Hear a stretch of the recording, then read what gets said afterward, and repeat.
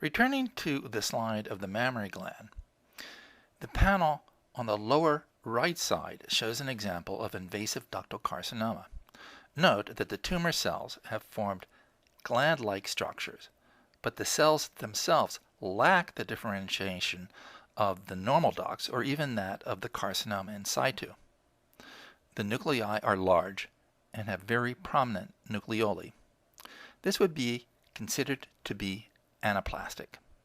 Another example of anaplasia is shown here, but in this case the lack of differentiation is so extreme that it is difficult to determine the origin of the cells. The next feature that distinguishes benign from malignant tumors is growth rate.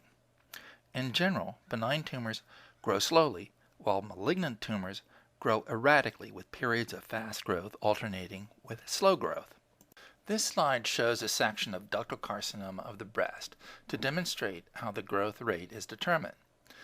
You can observe a number of dark staining nuclei indicated by the white arrows. These represent cells that are caught in the metaphase stage of cell division and are termed mitotic figures. The pathologist can get a rough idea of the tumor growth rate by counting the number of these figures in multiple high-power sections. Malignant tumors often have a greater number of mitotic figures than their normal or benign counterparts. An important clinical distinction between benign and malignant tumors is a property of local invasion. Benign tumors do not infiltrate the surrounding normal tissue, while malignant tumors do invade the local tissues. This slide shows examples of benign and malignant tumors of the breast, both grossly and histologically.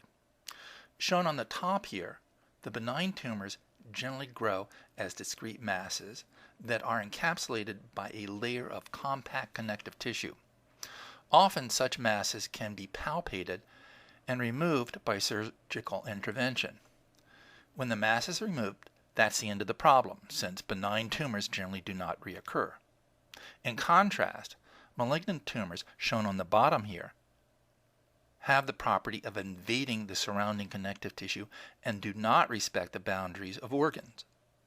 Thus, malignant tumors are poorly demarcated from the surrounding tissue, making surgical resection difficult. The surgeon must remove a wide margin of normal tissue to make sure that all the tumor cells have been removed. If any of the tumor cells remain, then they will regrow. Now, the invasive properties of malignant tumors gives rise to features resembling tiny crab-like feet penetrating the margins. This gave rise to the name cancer, which stands for the crab. Now, the basement membrane represents an important landmark in distinguishing benign from malignant carcinomas. The basement membrane is an old light microscopic term that refers to the connective tissue upon which epithelium lie. This structure is composed of connective tissue and is devoid of cells. Now, in this slide, the basement membrane of this uterine gland is indicated by the arrows. Note that under H&E staining, as shown here, it appears as a thin orange band at the base of the epithelium. In the case of epithelial tumors, the distinction between benign and malignancy is defined by the ability of the cells to invade through the basement membrane. For example, in the case of breast tumors, if the cells have accumulated in the ducts but have not broken through the basement membrane, then this is referred to as ductal carcinoma in situ, or DCIS, a benign condition. However, once the cells have begun to migrate through the basement membrane, then it is defined as ductal carcinoma. This is also illustrated in this slide that shows a section of cervical carcinoma invading through the basement membrane. Here, the basement membrane is indicated by the blue arrows. As you can see, there is a mass of tumor cells invading through this membrane.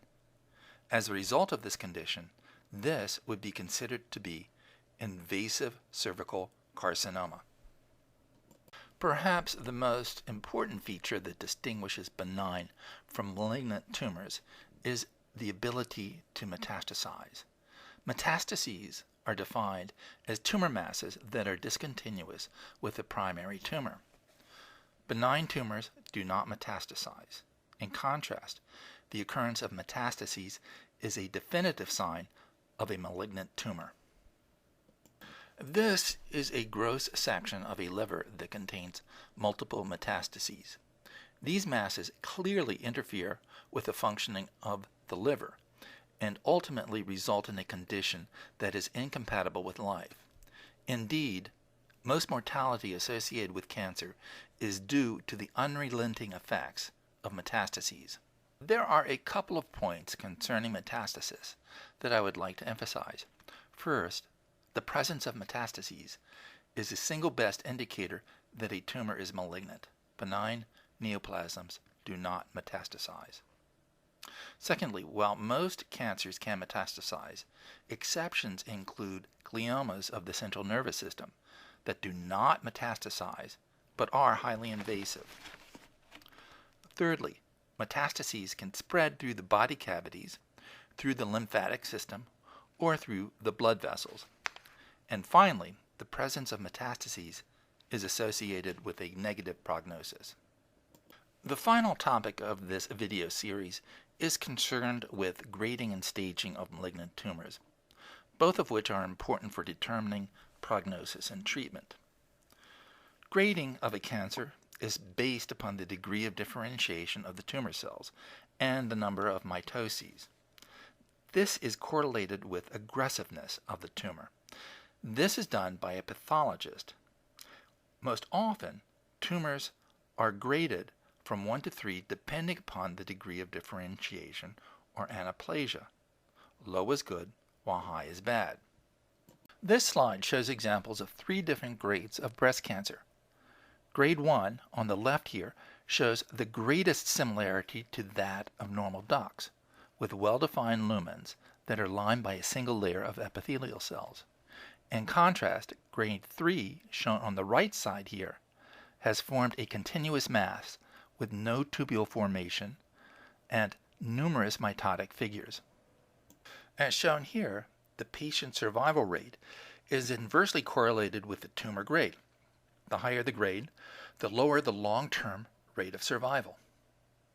Now, staging of a cancer is based on the size of the primary lesion, its spread to the regional lymph nodes, and the presence or absence of blood-borne metastases. Now, this is generally done by an oncologist in conjunction with the pathologist and involves combining the data from imaging such as X-ray, CAT scans, and ultrasounds, from biopsies, and from surgery. In general, staging is more important to determining the prognosis than is grading. Now, a number of systems have been devised for staging the different types of cancer. One of the more popular ones is the TNM system, which depends on 3 different measures. The T represents the size of the primary tumor mass, N, which represents the spread to the lymph nodes, and finally M, which is a measure of the presence or absence of other blood-borne metastases. So, for example here, a score of T2, N1, MO would mean that the patient has a primary tumor of 2 to 5 centimeters in diameter that has spread to the regional lymph nodes but has not metastasized to other distant sites. The TNM score can be related to other types of staging as shown in this chart. So, for example here, a score of T2, N1, MO would be equivalent to stage 2A or stage 2B. Please note that any score with M1, that is with distant metastases, is automatically classified as stage 4. And this completes this video series, and I wish to thank you.